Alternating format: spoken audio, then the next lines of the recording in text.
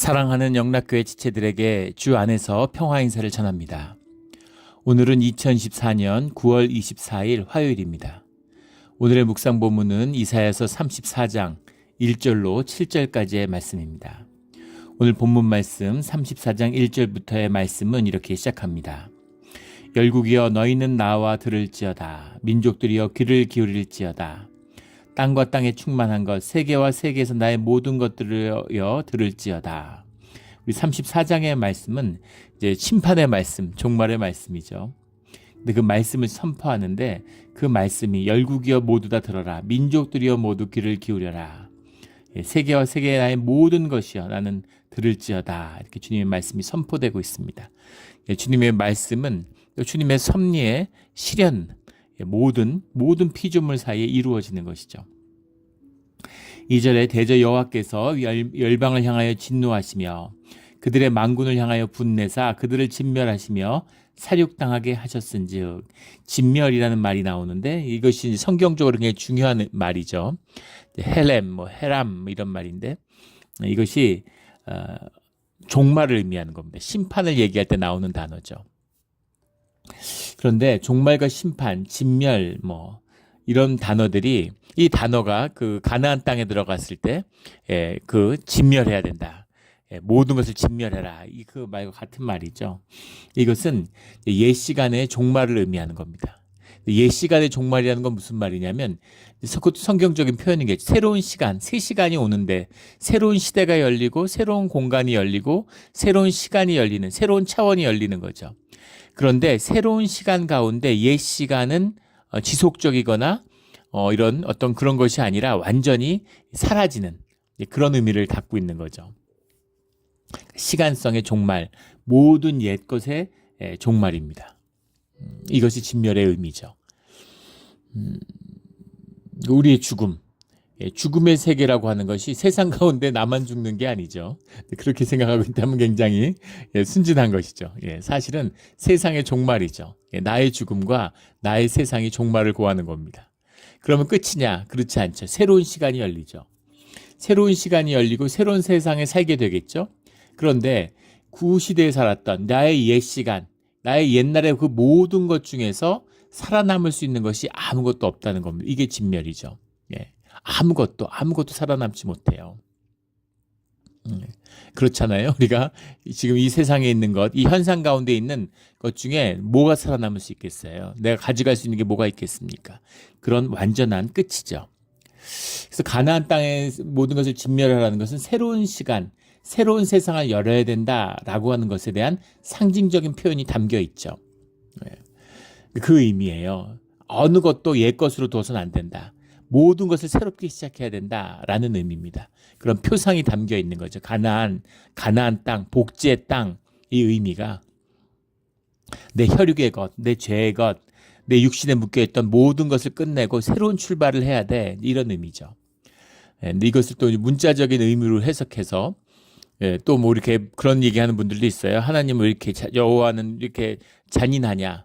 왜 다 애들까지 다 죽여야 되냐? 무슨 죄가 있냐? 이런 걸 갖고 얘기하는데 상징적인 의미가 담겨 있는 것이죠. 다 죽이지 않았죠. 다 죽이지도 못했고, 사실 그게 문제일 수도 있겠지만 죽이고 안 죽이기가 중요한 것이 아니죠. 그 시대의 표현이 담겨 있는 겁니다. 그런데 중요한 것은 무엇이냐면 그 무엇도, 옛날의 것의 그 무엇도 살아남지 못한다라는 것이죠. 새로운 시간, 새로운 땅, 새 땅인데, 새로운 시간인데, 그 땅이 쭉 있었던 땅이고 뭐가 새롭겠어? 나무가 새로워요? 풀이 새로워요? 그런데 거기서 사람들이 새로워짐으로, 주님과 새로운 관계가 세워짐으로 모든 것이 새로워진다. 내가 만물을 새롭게 하리라. 이렇게 주님이 말씀하시죠. 그것처럼 계시록의 말씀처럼 그 진멸의 의미는 모든 걸 새롭게 하시는, 주님의 사실은 심판이고 주님이 벌을 주시는 것이지만 동시에 구원이고 또 새로운 삶의 시간이 열리는 새로운 출발의 시간이 되는 거죠. 이 의미가 중요한 것입니다. 그래서 심판을 기다리는 자들은 구원으로 받아들이고, 심판을 외면하고 심판을 부정하던 자들은 심판과 함께 진멸되는 것이죠. 우리 주님의 심판 가운데 구원을 얻는 우리 모두가 되기를 주의 이름으로 축원합니다. 3절에 그 사륙당하는 자는 내던진 바 되며 그 사체가 악취가 솟아오르고 그 피가 산들이 녹을 것이며. 그러니까 그 심판이 임하니까 진멸과 사륙의 땅이 되니까 그동안 사륙하고 모든 이런 악행을 일삼던 자들, 그런 자들은 구시대, 구시간과 함께 진멸되는 것이죠. 모두 다 그 심판 가운데 녹아버리는 겁니다. 4절에 하늘의 만상이 사라지고 하늘들이 두루마리 같이 말리되 그 만상의 쇠자나무 포도나무 잎의 마름 같고 무화과나무 잎이 마름 같으리라. 이런 표현들이 이제 지금 2000년, 3000년 전의 얘기를 거의 2500년 전의 이야기 쓰여진 표현들이잖아요. 이런 표현들이 우리들에게 좀 과장되고 어색하게 느껴질 수도 있겠지만 그 표현이 담는 의미가 중요한 것이죠. 예.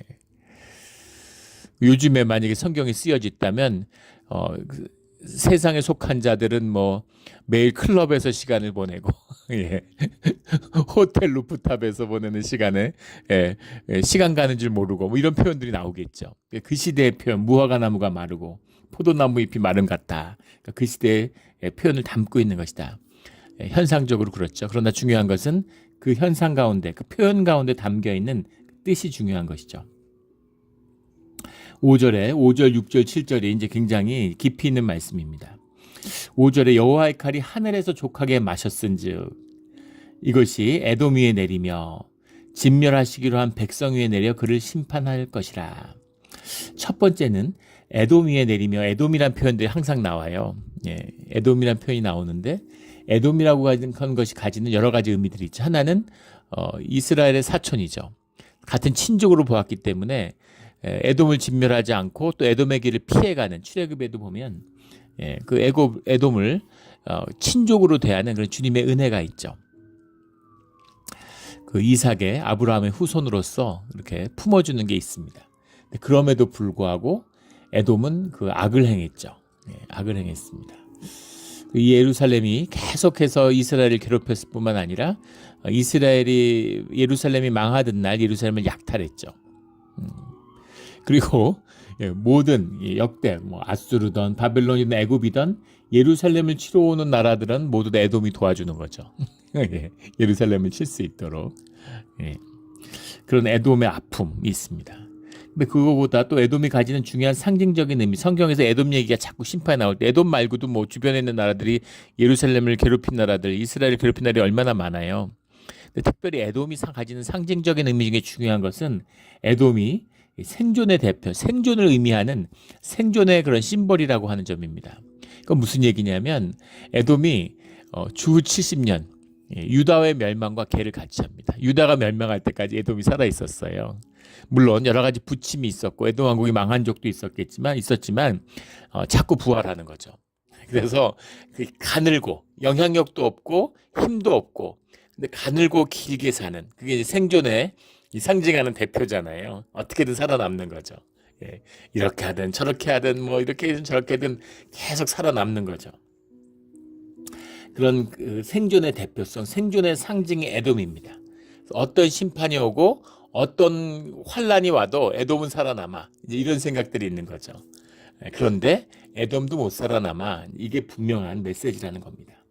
그래서 그 생존의 대표성, 생존 세계를 하나님이 끝을 내신다 라는 의미예요.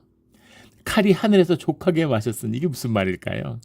리베타라는 말인데 뭐 드링크 somebody spill 뭐 이런 거예요. 그러니까 시컷 마시는, 말 그대로 족하게 마셨은지 이런 것입니다. 칼이 뭘 마시나요? 마치 술잔을 채우는 것 같은. 그래서 심판이 하늘에서 족하게 마셨다는 말이 무슨 말이냐면 오래 참았다는 얘기입니다. 오래 기다리고 오래 참아서 이제 때가 됐다. 기다릴 만큼 기다렸어. 주님이 주님의 자녀들을, 주님의 구원받는 자들을 위해서 주님이 기다리시죠. 돌이킬 시간을 주고 돌이키기를 기다리시는 겁니다. 근데 기다릴 만큼 기다리신 거죠. 더 이상 늦출 수 없는 그때가 왔다. 칼이 하늘에서 족하게 마셨다. 그러니까 이미 준비가 되고 기다리고 있는데 때가 이르렀다, 이런 거죠. 그래서 그것이 하늘에서 칼이 에돔 위로 떨어지는 겁니다. 그래서 그 심판할 것이라. 6절에 여호와의 칼이 피 곧 어린 양과 염소의 피에 만족하고. 기름 곧 순양과 콩팥의 기름으로 윤택하니 만족하고 윤택하니 그 기름이라는 것과 피라고 하는 것은 이제 제사의 상징이기도 하고 희생의 상징이기도 하죠. 희생의 상징을 주님이 제사의 형태로 받으신 겁니다. 희생의 피가 땅에 뿌려질 때 땅이 윤택해지는 거죠. 이것이 주님이 세상 가운데 베푸신 섭리예요. 그래서 주님이 주님됨을 인정하고 주님을 주님으로 섬기는 자리에 땅이 복을 받게 되는 겁니다. 땅의 윤택함, 땅에서 모든 게 나잖아요. 땅이 생명의 고향이죠. 지금 원천이죠. 그래서 거기서 윤택함이 나와요. 그 바다에서 물고기 잡는데 요즘에 그 한국의 참치 회사들이 세계의 그런 참치 가공 시장을 지배하잖아요. 뭐 여러 가지 이름으로 있지만 다 한국 회사들이죠. 그런데 굉장히 주가가 떨어지고 어려움을 겪고 있대요. 왜 어려움을 겪냐면 너무 참치가 많이 잡혀서 그런 거랍니다. 다랑어가 너무 많이 잡혀서. 그게 얼마나 큰 축복이에요. 그런데 바다에서 물고기 잡는 게, 바다에 물고기 있으니까 가서 잡아오면 그럼 벌써 다 잡았겠죠.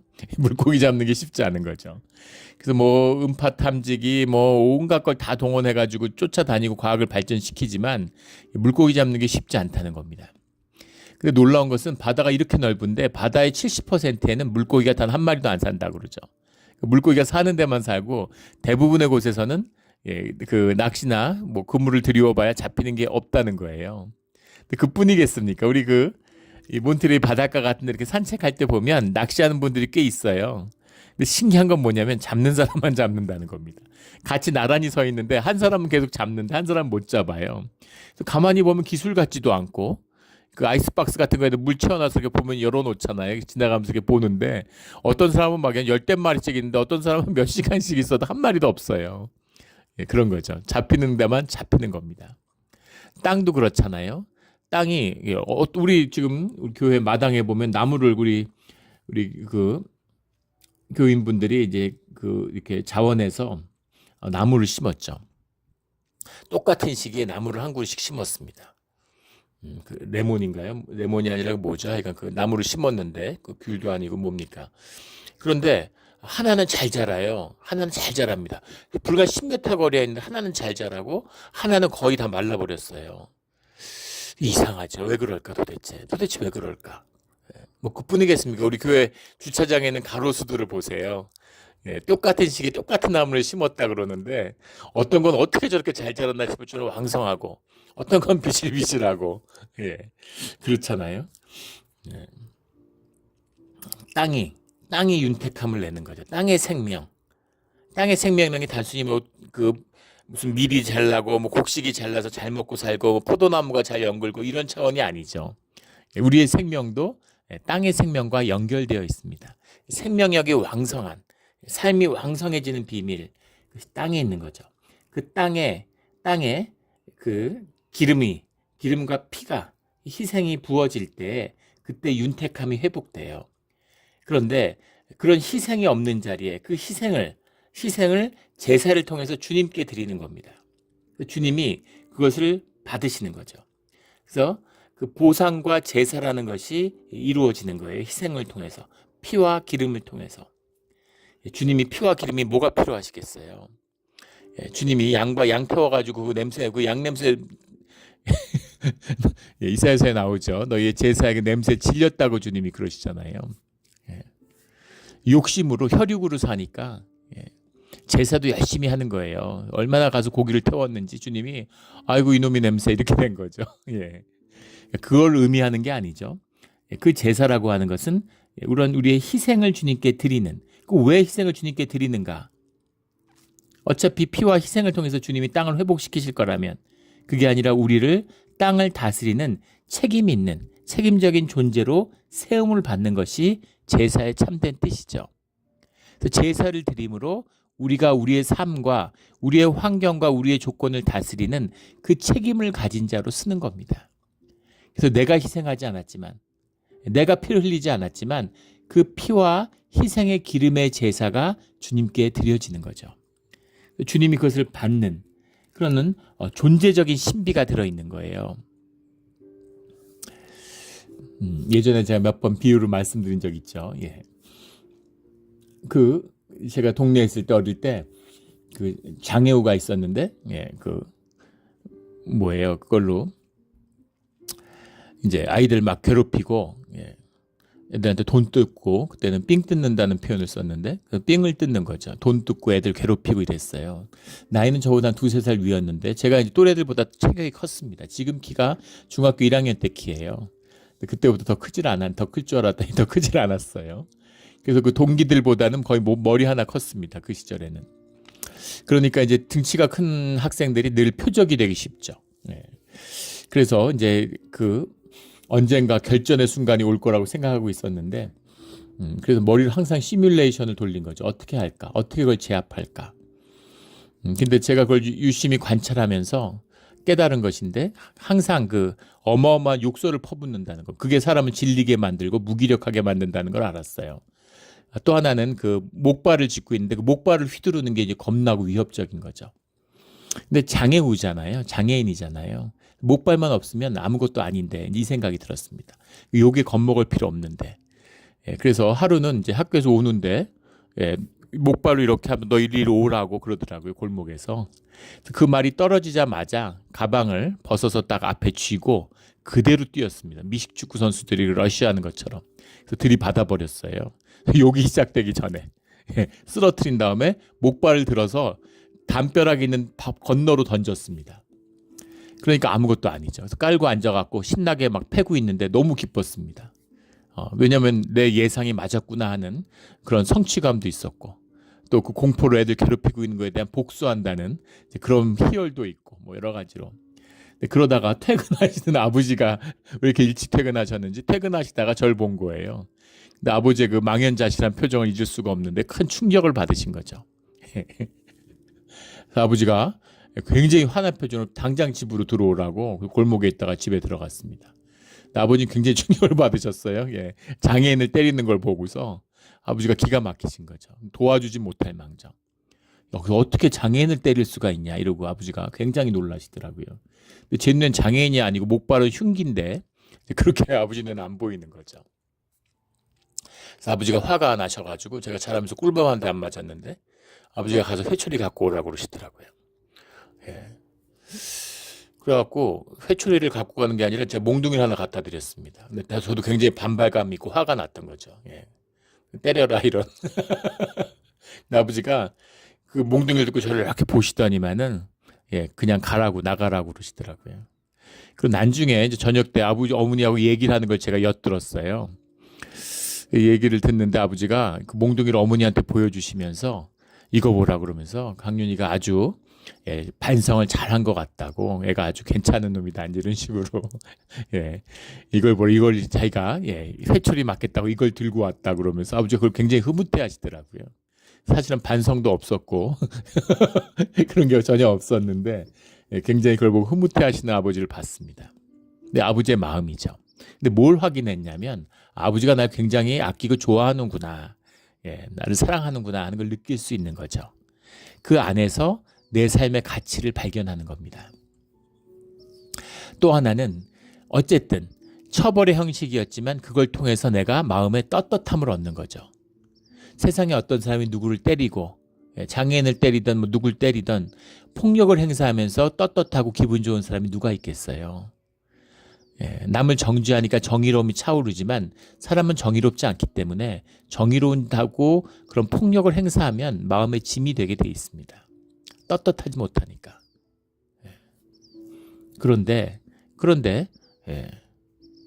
우리 그 팔레스타인 전쟁 이런 거 보세요. 이스라엘이 힘이 세니까 또 이스라엘이 어쨌든 그 테러의 희생자들이잖아요.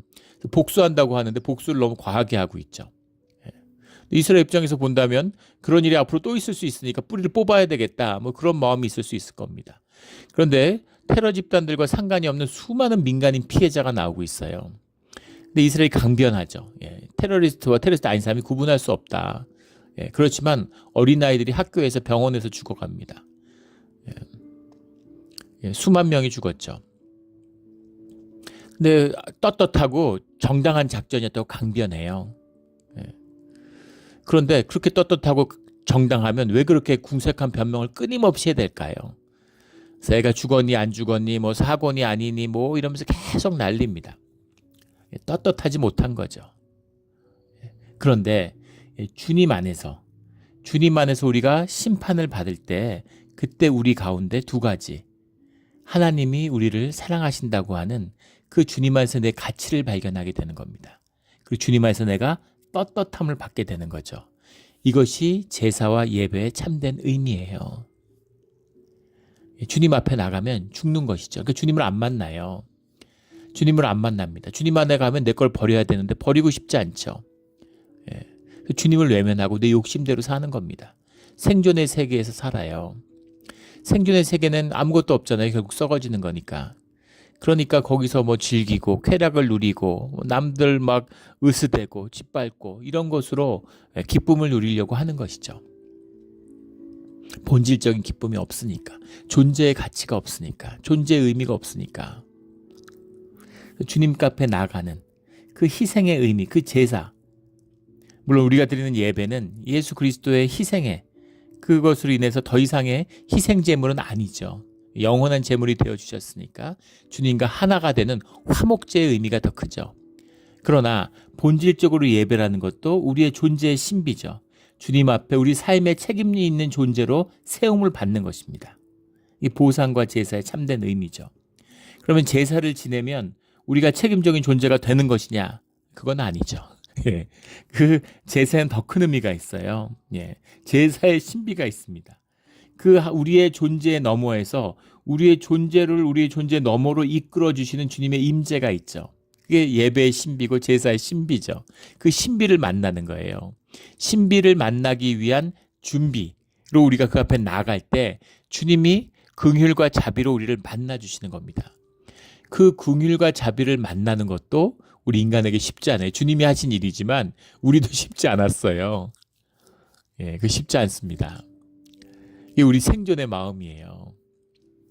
저희 집사람이 암투병 할 때 한 4년 암투병 했는데 온갖 도움을 다 받았어요. 주변에서 밥 해다가 맨날 갖다 주고 뭐 정말 말할 수 없는 도움을 받았습니다. 그 도움 받는 게 그렇게 좋을까요? 고맙죠. 정말 고맙죠. 하지만 또 마음 가운데 처량함과 슬픔이 있어요. 우리가 에고의 존재니까.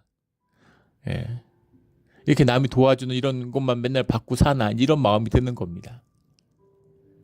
우리가 은혜를, 긍휼을 우리가 원하는 것 같지만 우리 마음 깊은 곳에는 그걸 원하지 않는 마음이 있습니다. 주님의 은혜로 살고 있는 것, 그걸 감사하지만 우리 마음 가운데 내가 능력이 있으면 내 능력으로 살고 싶은 거예요. 내가 대학 갈 실력이 안 되는데, 내가 명문대를 못 가는데 주님의 은혜로 갔다. 그걸 원하겠습니까? 할 수 있다면 내 능력으로 내가 큰 소리 치면서 내가 막 으스대면서 그렇게 내 능력으로 가는 거, 이게 좋겠습니까? 내가 실력이 안 되는데 주님의 긍휼과 은혜로 집을 얻어서 사는구나, 감사하구나. 그게 좋을까요? 아니면 우리 마음에 내가 능력이 있고 내 돈으로 내 마음대로 내가 원하는 집 사서 떵떵거리는 게 좋을까요? 긍휼과 자비를 받는 게 쉽지 않습니다. 내 에고를, 내 자아를 꺾어야, 십자가에 못 박아야 주님의 긍휼과 은혜의 자리로 나갈 수 있는 거예요. 물론 십자가에 못 박는 것조차도 긍휼과 자비죠. 내가 날 어떻게 못을 박습니까? 죽어도 못 박죠. 근데 주님의 신비와 주님의 은혜로 그 임해요. 그것이 우리의 존재를 넘어서는 예배의 참된 신비고 비밀입니다. 그 비밀이 임하는 거죠. 만족하고 윤택하니, 이 의미, 윤택하다. 오늘 윤택하다는 표현이 여러 번 나오는데 7절에도 흙이 기름으로 윤택하리라, 이 말씀인 거죠. 이 기름이 있어야, 이 피가 있어야 땅이 살아나는 겁니다. 우리 참된 예배와 제사를 통해서 땅이 살아나는 주님의 축복을 만나는 우리 모두가 되기를 주의 이름으로 축원합니다. 이는 여호와를 위한 희생이 보스라에 있고, 보스라는 에돔의 수도죠. 보스라가 요새 도시였다고 그러죠. 굉장히 지리적으로도 에돔이 이렇게 얇게 길게 살 수 있었던 이유는 보스라 때문이다, 뭐 이런 얘기가 있습니다. 그 여호와를 위한 희생이 보스라 있고 큰 살육이 에돔 땅에 있음이라. 마지막 진멸의 때 그 헤렘을 피해가지 못한다. 보스라도 에돔도 얘기죠. 들소와 송아지와 수소가 함께 도살장에 내려가니, 이 재밌는 표현인데, 송아지와 수소는 주님께 희생제사로 드리지만 들소를 제사로 드리지는 않죠. 레미라는 말인데 이게 힘의 상징이잖아요. 들소가 지금도 그렇죠. 이게 이제 바알의 상징이기도 하고 힘의 상징이기도 하고 번영과 부의 상징이기도 하죠. 그 증권 시장 같은 게 맨하탄에 가면 큰 황소상이 그 월스트리트에 딱 있잖아요. 그게 이제 증권과 부의 상징이죠. 들소가 도살장에 함께 내려간다. 그 들소를 잡아서 도살장에 보내기 어렵죠. 그러니까 이건 상징적인 의미인데, 들소와 송아지와 수소가 함께 드린다는 건 무슨 말이에요? 이 진멸의 시간, 이것이 주님을 향한 이 땅에 올리는 제사, 주님이 그걸 제사로 받으신다라는 얘기입니다. 그것으로 땅을 회복시키신다, 이 의미가 들어있는 거죠. 그들의 땅에 피에 취하며 흙이 기름으로 윤택하리라. 그래서 우리가 자원함으로 제사를 드리지 않았는데 주님이 땅의 제사로서 이 진멸과 이 희생과 종말의 심판의 때를 받으신다라는, 이게 주님이 이루어 가시는 섭리의 뜻입니다. 그래서 우리가 참된 제사를 드릴 때 이런 땅의 진멸이 없는 거죠. 우리가 땅에서 축복을 누리고 복을 받는 겁니다. 우리가 올바른 제사를 드릴 때 소와 수소와 송아지뿐 아니라 들소들도 복을 받는 거예요. 그래서 땅의 모든 피조물은 주의 자녀들이 이 땅에 나타나기를 기다리고 있는 것이죠. 축복의 비밀입니다. 우리는 예배하는 사람들이에요. 예배를 지키고 예배를 회복시키는 것이 우리의 삶을 회복시키는 겁니다. 이 비밀을 보는 자들이 예배자로 쓰는 거예요. 이 비밀입니다. 아무도 모르죠. 물론 아는 사람은 알지만 모르는 사람들은 몰라요. 뭐 하는 건지, 교회 모여서 왜 저러나 하겠죠. 그런데 그 예배가 역사를, 땅을 살리는 유일한 길입니다. 한 번의 예배가 나의 인생을, 가족의 운명을, 땅의 운명을, 세상의 역사를 바꾸는 거예요. 우리 이런 참된 예배를 주님께 드리는 예배자로 쓰는 우리 모두가 되기를, 우리 몬트레 영락 공동체가 되기를 예수 그리스도 이름으로 축원합니다. 아멘. 기도드리겠습니다. 하나님 아버지, 감사합니다. 주님, 우리에게 부족한데 우리가 생존의 세계에 눌려서 생존에도 급급하며 살아갑니다. 하지만 생존을 할 수 있었고 생존을 넘어설 수 있는 것도, 우리가 생명의 길로 살아갈 수 있는 모든 것이 전적으로 주님의 은혜였음을 주님 앞에 고백드리고 감사를 드립니다. 주님, 은혜의 주님, 긍휼과 자비를 받고 주님의 인도하심에 따라 살아가는 복된 삶이 되게 하여 주시옵소서. 욕심을 끊어버리고, 혈육의 욕심을 끊어버리고 오직 은혜로 사는 주의 자녀가 되게 하여 주시옵소서. 감사하며 예수 그리스도 이름으로 기도드렸습니다. 아멘.